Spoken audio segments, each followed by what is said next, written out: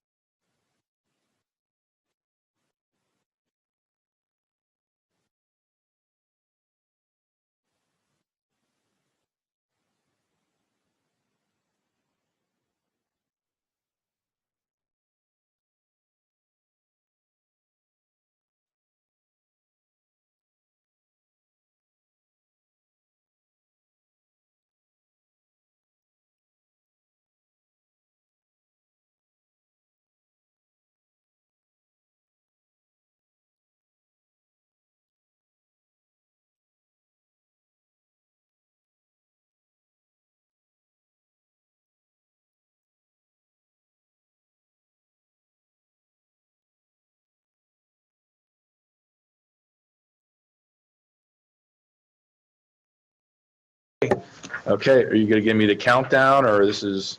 You're live. I'm live now. Okay, all right. So good afternoon, everyone, and thank you so much for joining our first quarterly meeting of the 2018-19 school year.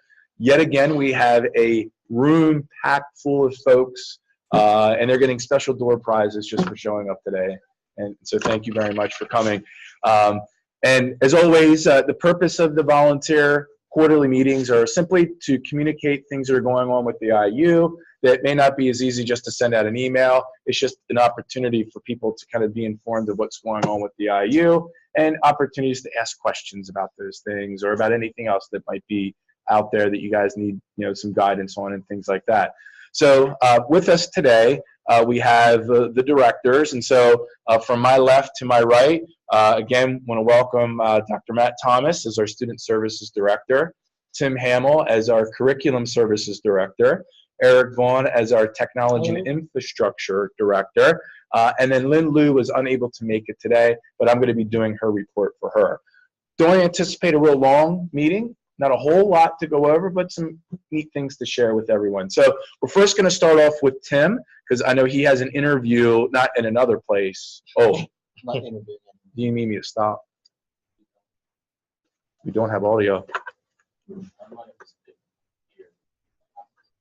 It's working.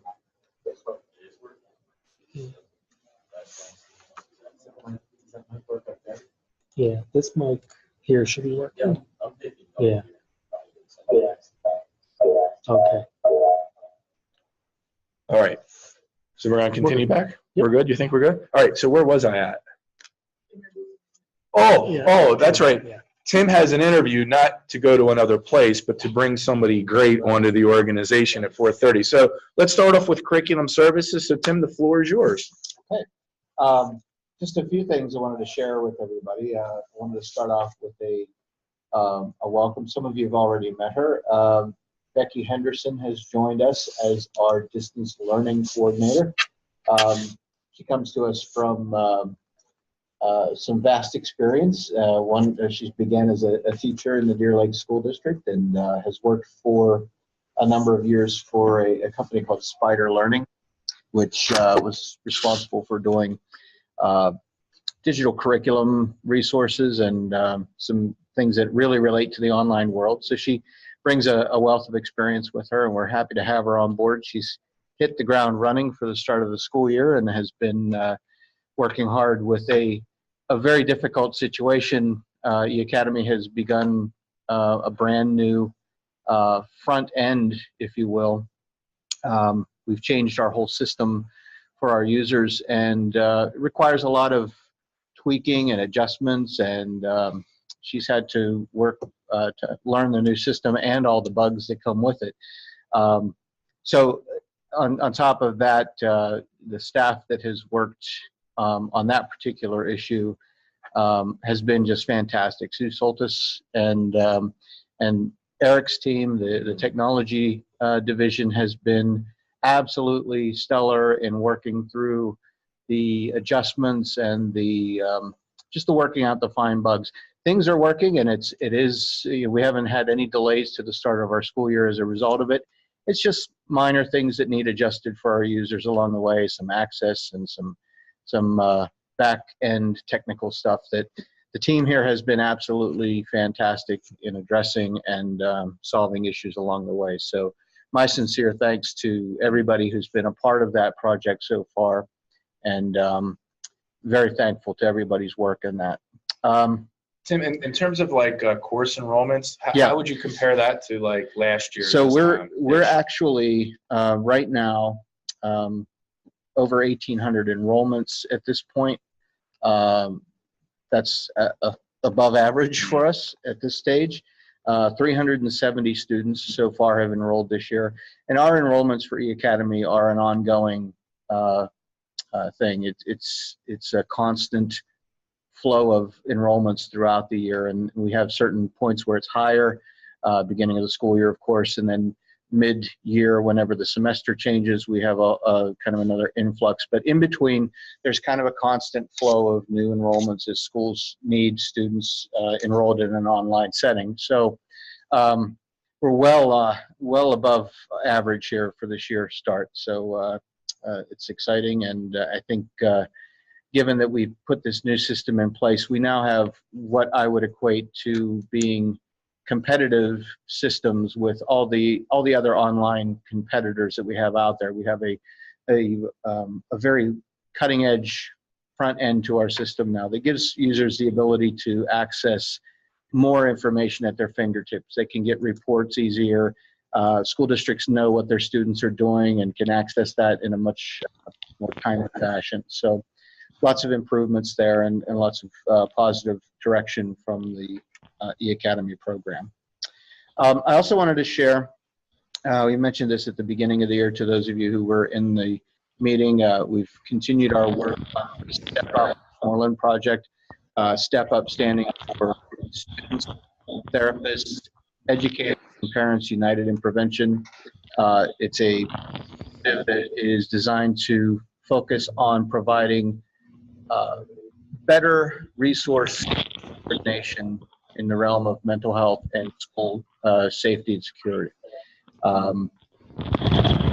Program, as we've done and build it, has really, it's shaping up to be something that we know will be beneficial to our districts in providing more coordinated service for students. And we know that we have great resources within the county. We just think that there's a better way we can coordinate those within our schools. We're at the very early stages of this, and we're about to introduce it to our school districts, actually tomorrow, to our superintendents.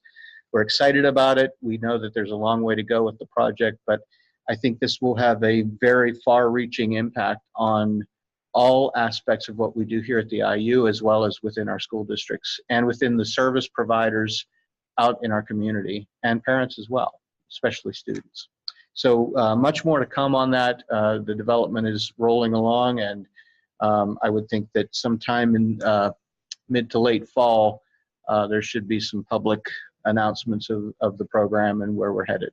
So more to come on that one. It's definitely a team effort. you know, Yeah. with many It's people within the IU. been a collaborative for sure. And with the county and specific districts who have lent resources to it. So it is truly a countywide efforts Right. to make it happen. Absolutely. So absolutely more to come on that one. I did want to mention we're very happy for Dr. Thomas and his appointment to the student service director position, but that of course leaves us a hole in curriculum services to fill, and we're in that process. So for those of you who know the position is open right now, I did want to let everybody know that we are in the process of interviewing. That's actually why I need to leave shortly. But a great pool of candidates so far, and the process is going on, and we'll find somebody here eventually. The ultimate goal is to find another great team member that will join us and continue the path that we've started and contribute to what is already a great team of people working together. So looking forward to that process and what the end result will be. So that's about it. That's in a nutshell. Thank you. Well, thank you very much, Tim. So Dr. Thomas was informed that, oh, by the way, you're going to have to say a few things today. And you realized that about 20 minutes ago. So would you be ready, Dr. Thomas? All right. So again, my apologies for not reminding. You're like, oh, yeah, no. You got to talk a little bit. So go ahead, Matt. The floor is yours. Thank you. Well, certainly I'm honored to be serving in this capacity here at the Westmoreland Intermediate Unit. And we've had a really bright start to our year, dependent upon lots of people in the Student Services Division that have really been thoughtful about how to open a new year and make some change in processes in multiple sites. So I'd like to highlight some of those folks all across the Student Services Division, and also talk about some of the things that have been happening so far in our division. So Brandy Benikoski, Denise Needison, and Justine Phillips from our early intervention site were able to open our new site at the former Jeanette Middle School. So we're calling it the Jeanette McKee Young Learner Center. And one of the coolest things about this site, and I was able to witness it myself last week, was with the collaboration with Curriculum Services last year, we were able to add a telepresence robot called the Beam. And actually, while on site in a EI classroom last week, the Beam came out of the closet and sort of came out and started talking to us as we were in the middle of a meeting. And it was pretty wild to see the wonderful connectivity of a young man who is wanting to be connected with his classroom, and having the teacher there as well for the other kiddos to engage with him. So it's been really fantastic to have that telepresence, or that relationship electronically or virtually into a classroom. So we thank the EI team for that. In special education, Amanda Winor is doing supervision in addition to speech language pathology. She's added on teaching of the visually impaired and also deaf, hard of hearing. And so that's been a growing area of our division very quickly. Those are low incidence disabilities, and we're hoping to continue to develop that program and support our school districts. Mr. Dom Demagong, who is servicing pretty much anything else in special education right now in all of our sites, the shelter and detention center, the prison, the Bell Vernon area school district that partners with us, has been doing a lot of things to increase mathematics and English language arts remediation in all of those facilities. We're partnering with a company called Edgenuity to do some very specific interventions with an online portal, and we're really excited for the student and teacher response so far. At the Clairview School, under Colleen Suchko's supervision, we're really happy that the leadership of that building is transforming lives. We are currently, as we stand here, I believe 103 students as of today. We've added 2 new staff members due to some positions changes across the IU, Katie Baybar and Madison Kerr, both working as brand new teachers for the first time and really doing a fantastic job. And there have been some other teachers just from position changes around the IU that we've added to the building, bidding and such. And we're really happy to report that it's a really positive school culture. We're really supporting lots of positivity in that building. As a matter of fact, this week we had to make some changes on Monday due to some flooding and had to do an early dismissal. One of the best opportunities to see people working together and really solving problems collectively and collaboratively. So we're really proud of that team. So thank you, Clairview School. On our TAC team, we have basically 7 people working, 6 hired right now. We have an open position in TAC. Jen Judge, Natalie Smith, Melissa Klug, Minnie McMahon, Marissa Rega, and Candace Height. And this is a growing area of our division in the sense that we're providing a lot of training and consultation. There is the TAC acronym for a lot of our districts in terms of multi-tiered systems of supports, positive behavior support, as well as assistive technology, and a lot of other services inclusive of even traumatic brain injury. So we're really proud of this team as well, that they're really growing that component of our training and consultation that we provide to districts, and districts are taking them up on that. So lots of action happening there. So Dr. Thomas, could you just share with everyone how are we using TAC now in our Clairview School? Because that's on my that's like the perfect segue. Well, You should ask. So at the Clairview School in particular, TAC is actually supporting a component of each week, each day.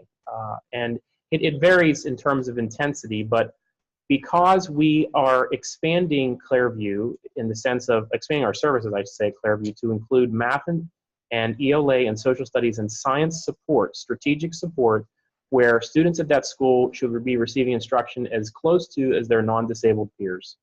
It requires that the TAC team become a supportive consultant, and I sort of use loosely the word coaching, but more so a consultant for teachers to have strategies for Tier 2 and Tier 3 special education interventions. And so we are using our own employees, our own TAC team, in order to support the Clairview School directly, and its frequency is, like I said, daily and weekly as it stands now. The last 2 things I'd like to highlight are our work discovery program has launched. We're very appreciative to all of our job coaches. We have 2 job coach mentors that are helping us lead that program, Mary Petrina and Lynn Marchwinski. Those operations are launched all over the county. We're so appreciative to all of our worksite partners, again, literally all over the county. And the partnerships have been very welcoming as we kick that off right after Labor Day this year. And finally, the division is growing. We have several positions we hope to be hiring here in the next 30 days or so. One of those positions is our student services supervisor that will be leading our non-public services, our access billing services. It will be also helping out with leading our TAC team, I briefly mentioned earlier, as well as eventually taking on our work discovery services. So we're very, very excited about the addition of that person. I think that's it. Very well done for only having 10 minutes to plan. So thank you very much. Any questions so far from our standing room only group here? All right. So let's now go on to technology and infrastructure services divisions, and we'll let Tim head out for his interview. Good luck. Thank you. Good luck. All right. What do you got for us, Eric, today? Not too much. Just want to show some pictures to those in the room. I don't know if those in the virtual land can see these, but we can send See the if I can. we can send the link out at when we send the link for the recording. Oh yeah, we could do that as well. Yeah. So these are some of the latest pictures. This is the back area where the repair area was, where Gavin used to live. That's all now completed. They have started painting in the Fred Rogers room. So these are some of the color schemes that were chosen. Working on pulling new cabling, electrical and audio-visual cables in the room.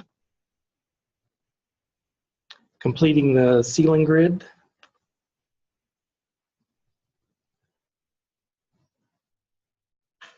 And this is the final color scheme with the blue stripe in the center.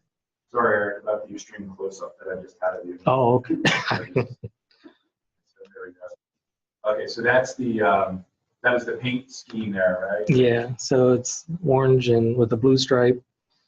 AV company, they're prepping to install speakers and the control equipment for the room. These are the lights that will be installed in the very near future. They are multicolored to match the wall color scheme. And that is it. So far, everything is on course to be completed by the end of September. And at that point, we'll be scheduling meetings to be held in that room through October. Final furniture design is being ironed out as we speak. So it's been an exciting project, and it'll be nice that once it's finally complete and we can start utilizing that space, similar to how we utilize center ice area now for more collaboration. Right, and the door prize for all those who came here today is a sneak peek at that room after the conclusion of the meeting. So you get a special ticket for that. Yeah. Okay. The other things on my list, we completed the email migration. So everyone has a new email address, access to Office 365 and those applications online. So if you're still having any issues getting logged in, make sure that you put in a help desk ticket. And I'd like to thank all of the technology team for the efforts that they have put in, getting school off to a good and stable start. The same with the custodial and maintenance team. They worked really hard over the summer to make sure that the school building was ready to go next door, plus the early intervention moves that had to occur at the same time. So thanks to everyone that completed that. I don't know if you've been over at Clairview, you've noticed that Gavin and Jeff have been over there. We're in the process of installing 14 new video surveillance cameras over there. So once those are installed, there'll be a display at the front desk that Denise will monitor, as well as Colleen, and then mobile apps for those individuals that need to have access to surveillance cameras.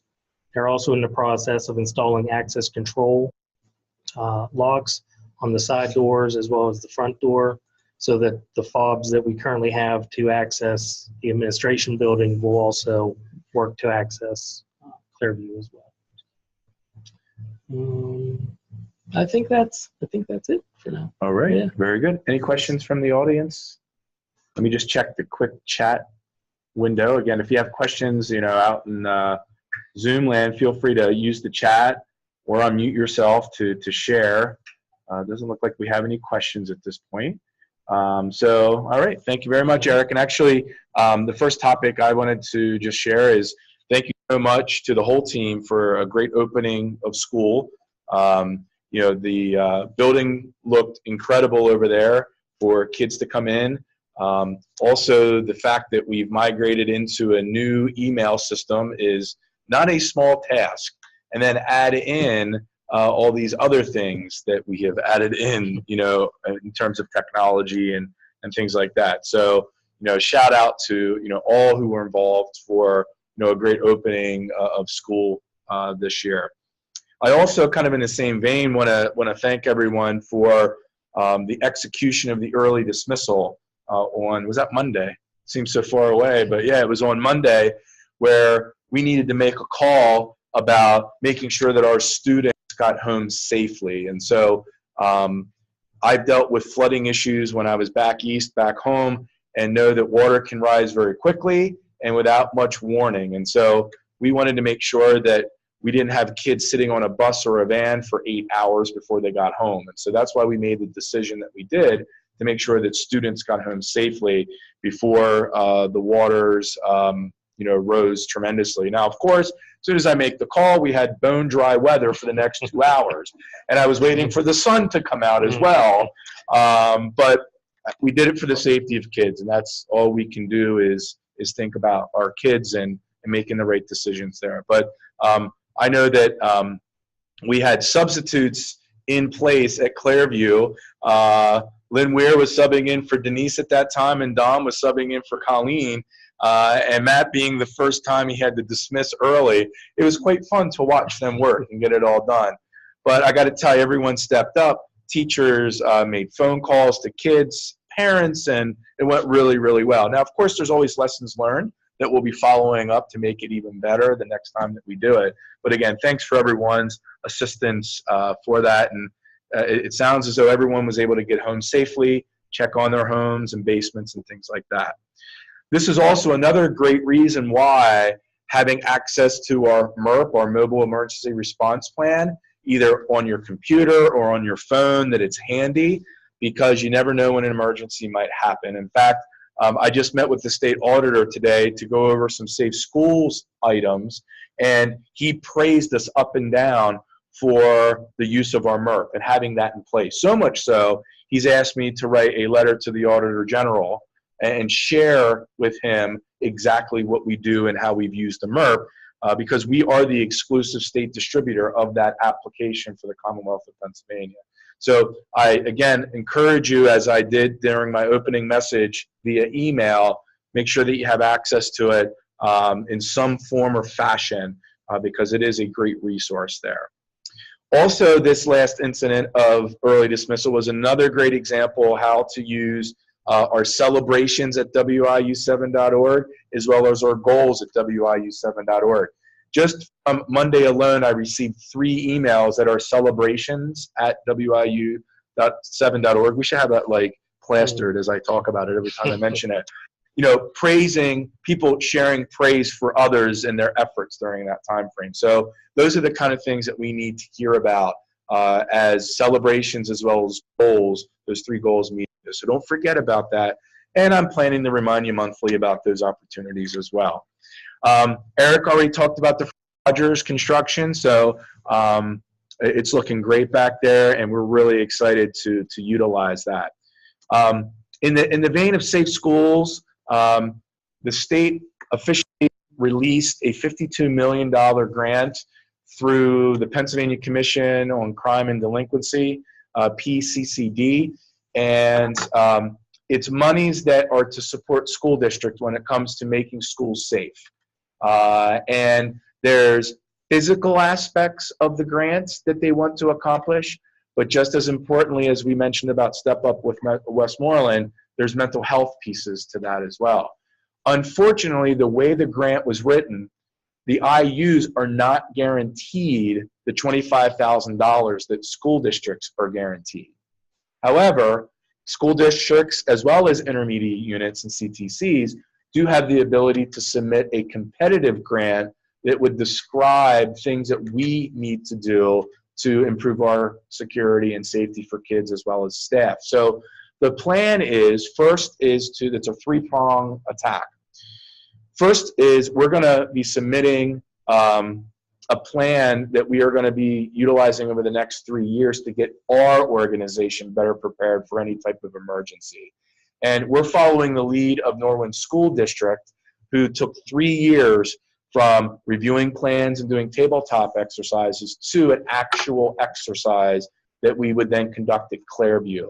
Not with students there, but with staff serving as students and things like that. So then we can practice a full-scale exercise. It takes 3 years to get to that point.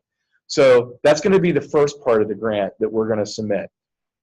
The second part of the grant is going to be associated with providing school districts with coordinated services around Act 44 initiatives, the physical as well as the mental health. So we have visions of identifying some type of coordinator that would work with the districts and helping them meet their requirements and improve their safety plans, and the IU being the lead and the coordinator for that effort to serve our districts.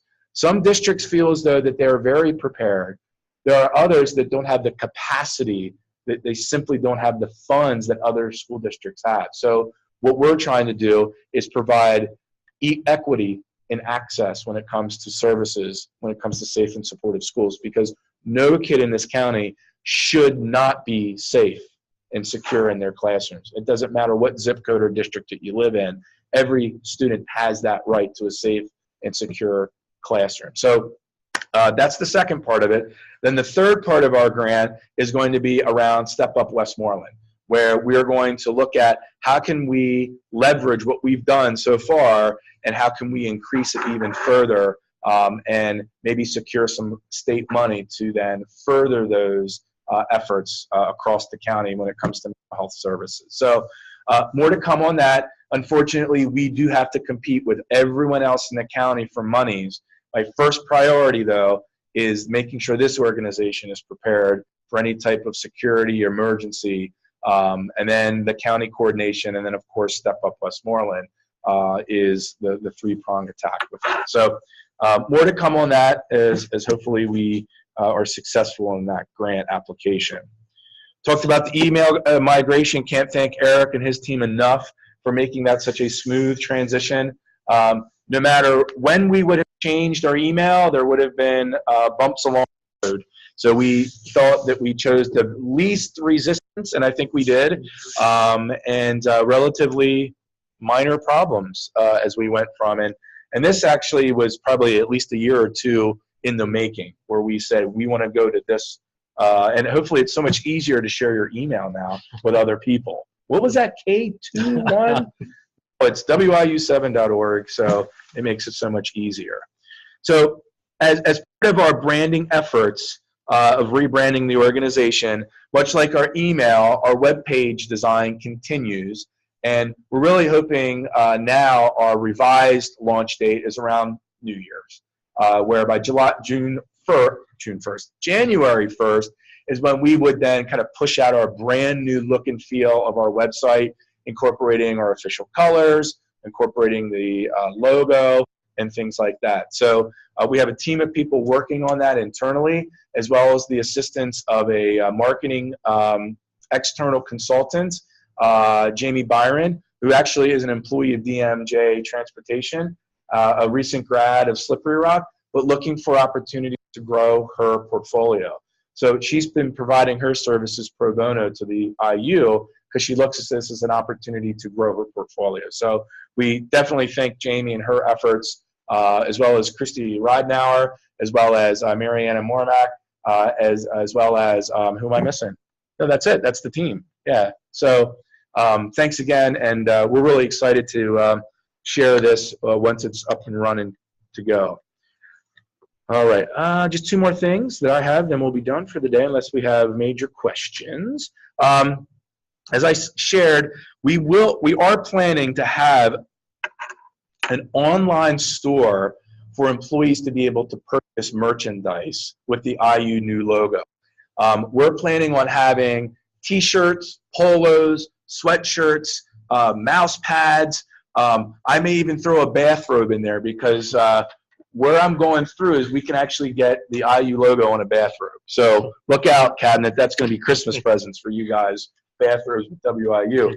But we're going to be using a website called logosportswear.com, and it allows us to pick from over 2,500 products and create our own store. So it's going to start small, but then eventually over time we're going to add more and more things. Like one of the things I can't stand, I have a mouse pad from some vendor that's really, really old. I want an IU mouse pad. So those are the kind of things that we're going to be offering and putting on there. One of the best parts about how we're going about doing this and why we're going through the website is it's going to be 24/7 ordering. So we don't have to worry about someone collecting money and then waiting for that order. It's all going to be online, and it takes care of everything right there. The more people buy, the cheaper it is. So you still can collect your efforts to get a cheaper price and order things. So that's one thing that I like. Probably the most important thing I like is they offer a 15% rebate on all sales that are made through the website. And so our decision is that 15% that comes back is going to go back to the foundation. So when you purchase T-shirts and polos and sweatshirts or bathrobes, 15% of those dollars is going to then go to the foundation to support kids all throughout this county. So again, as we did earlier this year and we shared, we're making a commitment to the foundation as well as Variety, which I'll talk about. We're putting our money where our mouth is, and it's going to be part of that. We also are planning, once we get the Westmoreland Intermediate Unit one set up, we are also planning then to set up a Clairview online store as well for people to buy merchandise, with the maroon and the gray colors and the logo. And what Colleen and I have discussed and Matt have discussed, that those money, that 15% from that store, is going to go to the Student Activity Fund at Clairview. So no matter if you buy IU stuff or Clairview stuff, you're going to be supporting kids that are served by our programs as well as throughout the county. So I'm hoping to have something up and ready by Thanksgiving, so then that way you can use it to buy presents for each other or that yourself that you want to do. All right. Any questions so far before I go into the last thing? All right. Well, the last item I wanted to share, very excited that we have now pushed out our official variety dress down program. We have identified 7 different dates throughout the year. And again, as I shared, it was kind of impossible to always pick Fridays before a holiday because EI sometimes gets off earlier than school age. And I definitely wanted to make this an organization-wide effort, that everyone at the organization had the opportunity to dress down on certain days. And it shows our solidarity with everyone.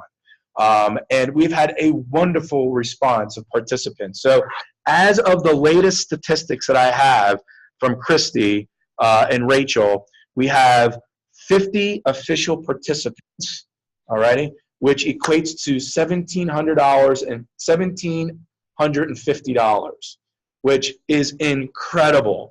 And I am so proud of the organization for stepping up and wanting to support kids with disabilities and provide them things such as a bike or a communicative device and so on. The goal was to at least give 1 bike to a child this year, and we're about $50 short from that. So if you haven't signed up or you're planning to, don't forget to do it. You can do it either through check to Christy or through our Frontline link and do it via Visa. Again, it's $35 for the program. If you sign up tomorrow or if you sign up in December, it's still $35 for the program to be able to participate. So I know that that's a lot of money, and I commend everyone that was able to do it, and understand for those who cannot, totally understand that. For your $35, you do get a pin that is valued at $40. Okay, and so we began distributing the pins that people are to wear during that day. So I know Dr. Thomas, when he's wearing his Penn State jersey on Friday, will have this pin. He's a Pitt fan, so people are going to dress down, then they're going to have their pins. I am going to share this with superintendents tomorrow, so then that they are aware that if we're in their buildings and we're dressed down, we're going to have a pin on it that says, hey, I support dressing down for variety charities, and it has our little logo there. So so districts will be at least aware, that they won't be taken back, like, why is so-and-so wearing a pin in a Penn State jersey? They're going to understand, why that is the case, because they're supporting the IU and variety charity there. So there are 6 other days that are planned. And look forward to seeing everyone participating in that. And again, thank you for your generosity for participating in that. And we're so close to getting at least 1 bike for a kid, in the county. So again, we appreciate all of the efforts you made to participate in that. All righty, well, that ends my portion of the report. We'll open it up for questions in the room. Again, standing room only, so you take a number back there in the order that we'll answer questions. So I didn't see any tickets being taken, but are there any questions that you guys have in this room that you want us to re-explain or answer any questions that you might have? Okay, anything? Going once, going twice? Do you see anything on the chat room there, Gavin, other than my welcoming people to this? Okay. All right, we'll give kind of like a 5-second delay wait to see if there's anyone online that wants to unmute themselves and ask a question. Okay, well, thank you again. I do hope that you find value in attending physically as well as online, or watching this online after it happens. There are some great things that are going on in this organization, and we can't forget to celebrate them. So therefore, celebrations at WIU.org is always available for you to share those things. All right, take care, everyone. Have a great rest of the evening. And you stay classy. Sandy.